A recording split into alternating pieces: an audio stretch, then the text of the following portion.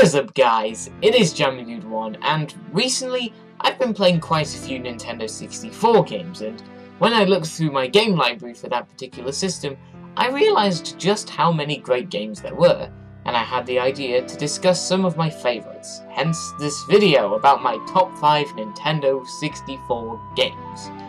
Quick disclaimer, games such as Ocarina of Time, Banjo-Kazooie and Perfect Dark will not be on this list. I have played them, and I do quite like them, but I don't feel like I've played enough of them to give a full opinion on them. Having said that, let's get into the proper list. Number 5. During the 1990s, the first-person shooter genre of video games was truly taking off, thanks to games such as Wolfenstein 3D, Doom and Quake, among others. But this was mostly in the realm of PC gaming. There weren't any standout console FPSs, until Rare, the developer of the Donkey Kong Country trilogy, came along and made GoldenEye 007, based of course on the movie of the same name, which came out 2 years earlier. Nowadays, movie-based games are not really expected to be the best, but my goodness, GoldenEye was so good. To think that a movie-based game would be considered one of the most important video games to this day, as well as a multi-award winning title. In 1997, Rare managed to prove that first-person shooters can work on a console and be somewhat decent, with open detailed levels, exciting and intense missions, sometimes with stealth elements, as well as a stellar local multiplayer with up to 4 players on the same screen. While I personally hadn't had too much time with the multiplayer, I can appreciate it for pioneering this feature for many console games to come, and it's really sad to see that so many games nowadays don't include it whatsoever. While GoldenEye certainly hasn't aged too well graphics and gameplay wise, and while I believe that Halo Combat Evolved was the first console FPS to have truly great controls, I have a lot of respect for GoldenEye, as Halo probably wouldn't have been the same if it weren't for the immense success of Rare's classic. Number 4. The idea of a Mario role-playing game is an interesting one, especially back in the 90s when Mario was only really known for his platforming adventures, as well as the Mario Kart spin-off series, amongst other things. And in 1996, Super Mario RPG Legend of the Seven Stars was released for the Super Nintendo Entertainment System, showing how great a Mario-themed RPG could be. But since we're talking about N64 games, my number 4 spot goes to Paper Mario, which could be considered a successor to Super Mario RPG. When you think about it, both games have quite a lot in common. They both have a turn-based combat system, which often utilises time-based precision attacks as well as hammers. There are various good and bad characters that Mario meets on his journey that are bursting with personality, and some of them end up being companions that join Mario and assist him during fights, bringing interesting attacks and other useful abilities to the table. But what really sets Paper Mario apart is its visual style. As the title of the game would suggest, everything in the game is made to look like it's been made from paper, and despite the limitations of the console, the visuals hold up well to this day, at least in my opinion. There are also many subtle details that really bring the whole made of paper concept to life. For example, the fact that all the characters are actually flat. The plot, while it entails Princess Peach being kidnapped by Bowser for the, 6th time at this point or something, it's also based around 7 beings known as Star Spirits, after Bowser invades their home, known as Star Haven, and steals their Star Rod, which grants him all the power he could want. Also, if there is one thing that Mario RPGs always nail, it's the humour, and Paper Mario is definitely no exception, especially with the enemies that Mario encounters. They're just hilarious.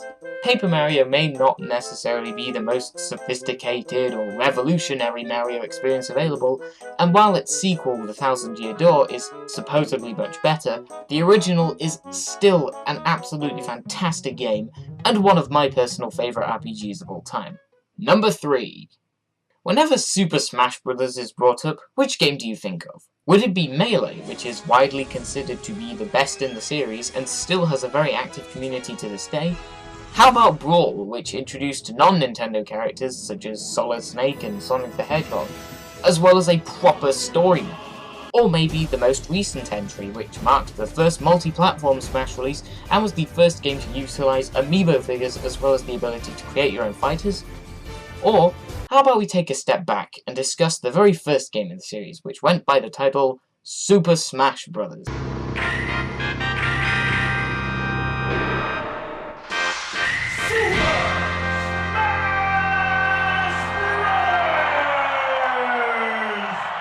While this series may be seen now as simply another big Nintendo franchise, it started out completely different. There weren't even going to be any Nintendo characters in the game until the last minute, and when it released, it was such a cool concept.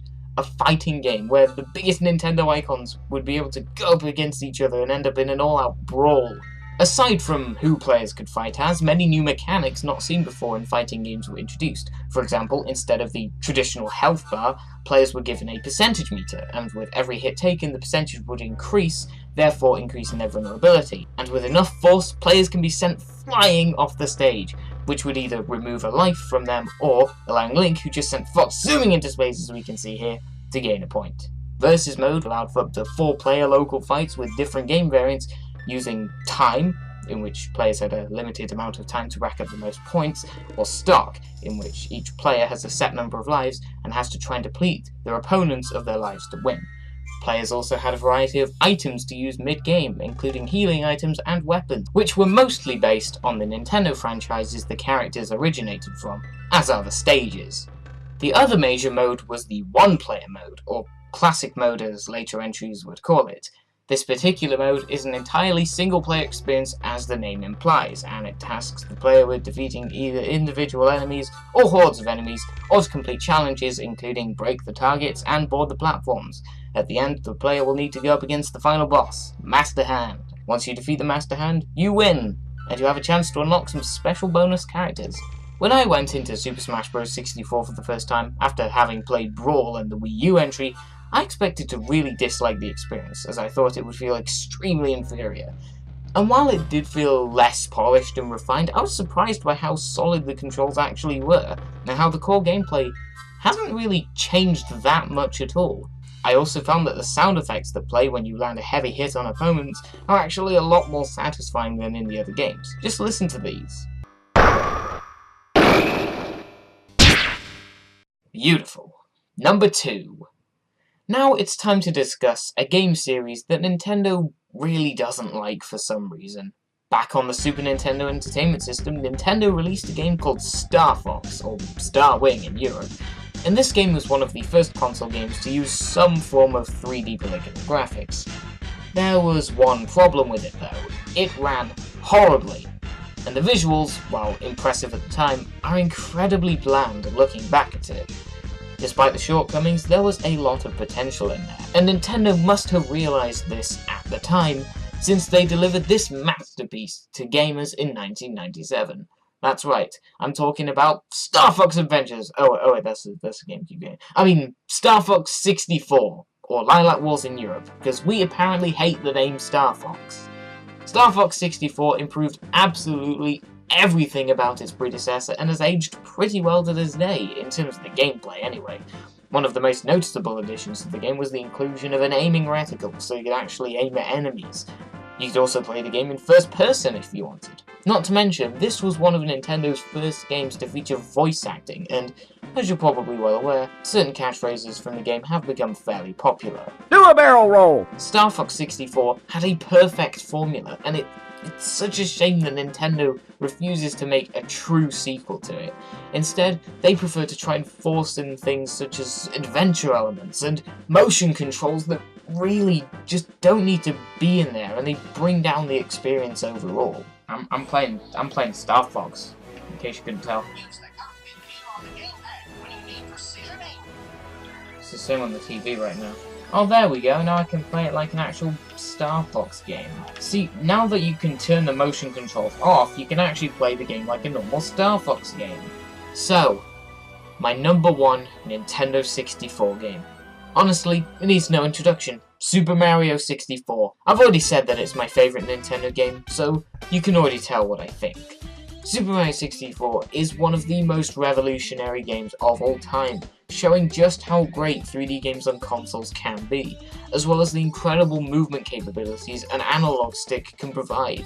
Right from the onset, you have an entire castle courtyard to fully explore, in which you can run around and swim in the moat. You pretty much do whatever you wanted. The whole game features a range of huge open areas, each filled with things to see, and multiple missions to complete that could be done in any order within the player's capabilities. The non-linear sandbox mentality, and just the sense of exploration, wonder and discovery that Super Mario 64 had, is what made it stand out amongst many games at the time, and I couldn't be happier that Nintendo is using it as the basis for the next major Mario game, Super Mario Odyssey. Those were my 5 favourite Nintendo 64 games of all time. While there are many games for that system, these 5 in particular stuck out to me the most, which is why I felt compelled to discuss them. Thank you guys so much for watching this video. If you have played any Nintendo 64 game before, please let me know what you thought of it, and if you have a favourite, feel free to talk about it. I've been JammyDude1, and I will see you next time. Bye!